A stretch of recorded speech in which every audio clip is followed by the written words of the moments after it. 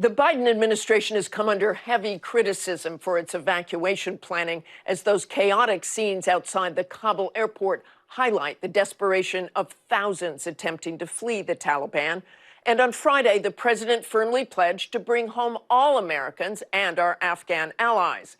I sat down exclusively with Defense Secretary Lloyd Austin at the Pentagon to see how that can be done, and began by asking if all will be evacuated by the August 31st deadline.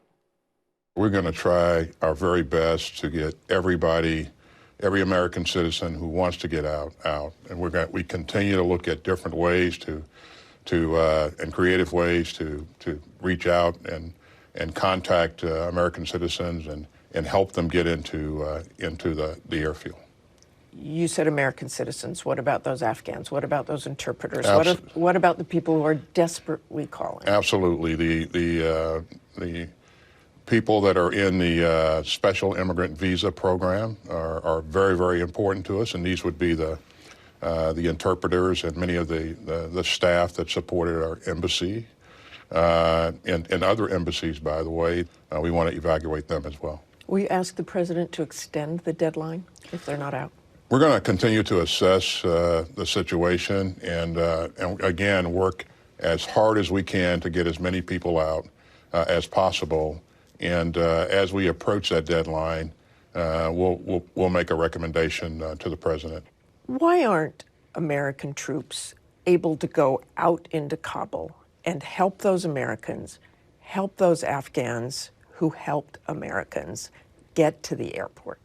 We have been out. You saw evidence of an operation the other day where we flew a couple of helicopters over that was a very short distance. About 1,000 yards, yeah, right? But certainly it helped 169 American citizens get into the gate without issues. You've got tens of thousands of people out there desperate to get to the airport, surrounded by the Taliban. So why can't the U.S. send convoys out there? If you have an American passport and if you have the right credentials, the Taliban has been allowing people to pass safely through. Not in all cases. There's no such thing as an absolute in this kind of environment, as you would imagine, Martha. There have been incidents of people having some tough encounters with Taliban. As we learn about those incidents, we certainly go back and engage the Taliban leadership and press home to them that our expectation is that they allow our people with the appropriate credentials to get through the checkpoints. But further out into Kabul, there are people desperate to get in there with the most capable military in the world. We are, and that most capable military in the world is going to make sure that that airfield remains secure and safe, and we're going to defend that airfield. We're going to look at every means possible to get American citizens, third country nationals, special immigrant visa applicants into the airfield. What is the threat level now at the airport? I won't get into any specific intelligence assessments, but you know that environment well enough. You've been there many times. That there are a mix of threats in the environment. We saw those first days of people clinging to airplanes, falling to their death, the absolute utter chaos, and that's still going on outside the airport. How did this happen? Very disturbing images indeed, Martha. As we moved into the airfield and began to secure the airfield, there were a number of civilians that got onto the airfield before we could completely seal it off. And that was caused by the panic that was created because the government simply dissolved and the security forces evaporated. The president told our George Stephanopoulos that he doesn't think this exit could have been handled any better way, that chaos would ensue no matter what. Do you agree with that? I agree that if the government collapses to the degree that it did, if the security forces evaporate at the speed that they did, you will clearly have chaos, and that's what we saw. Let's go back to the planning. We closed Bagram. I was over there with General Miller. And there were concerns about closing Bagram. There were concerns about Afghan interpreters at the point. Whose job was it to worry about those interpreters, those Afghans at risk? Our goal was to keep the embassy open and also provide a security element in and around Kabul International to protect the embassy and protect our interest in the immediate area. In terms of whose job it was to address the special immigrant visa applicants, it's all of our job. It's an interagency process that's really honchoed or led by the State Department, but it's all of our responsibility. Are you going to get them all out of there? I know all your people here are working hard, but there's no real way to get this done right now. I'm sure that if people, 5 days ago looked at where we were, they would say you probably can't get very much done at all. If you look at what we're doing now and evacuating thousands of people every day, it really has been a tremendous piece of work.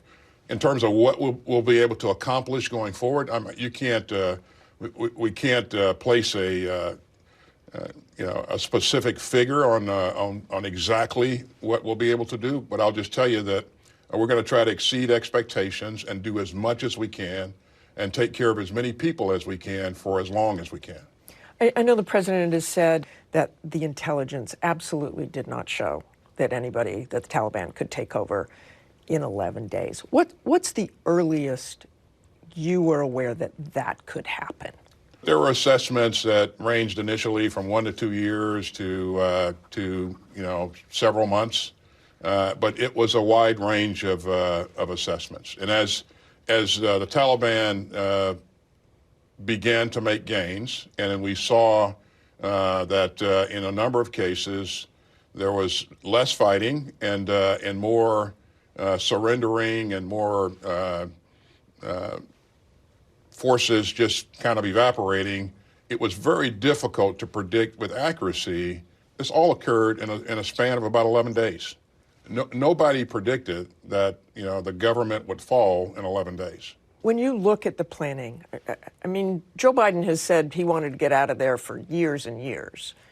So it was probably pretty certain that he would say that. Do you believe, as you look at it now, and the military loves to plan for the worst case, that the planning was acceptable and appropriate? I do, based upon what we were looking at in the inputs to the plan. But I think you have to go back and look at what the administration inherited. I mean, we came in and we were faced with a May 1 deadline to have all forces out of the country. This deal had been struck with the Taliban, and so he had to very rapidly go through a detailed assessment and look at all options in terms of what he could do, and none of those options were good options. He went through a very rigorous process, very detailed process.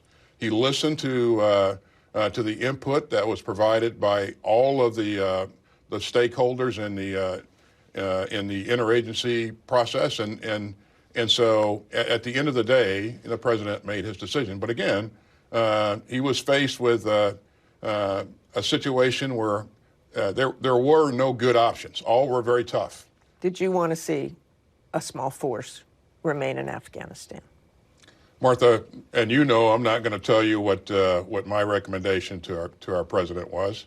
I would just tell you that like everyone else, the president listened to our input.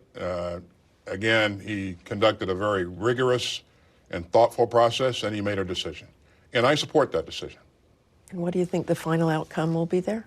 I've gotten out of the business of making predictions long ago, but I think that's a chapter that's yet to be written, obviously. So. It is indeed. Our thanks to Secretary Austin. Hi, everyone. George Stephanopoulos here. Thanks for checking out the ABC News YouTube channel. If you'd like to get more videos, show highlights, and watch live event coverage, click on the right over here to subscribe to our channel. And don't forget to download the ABC News app for breaking news alerts. Thanks for watching.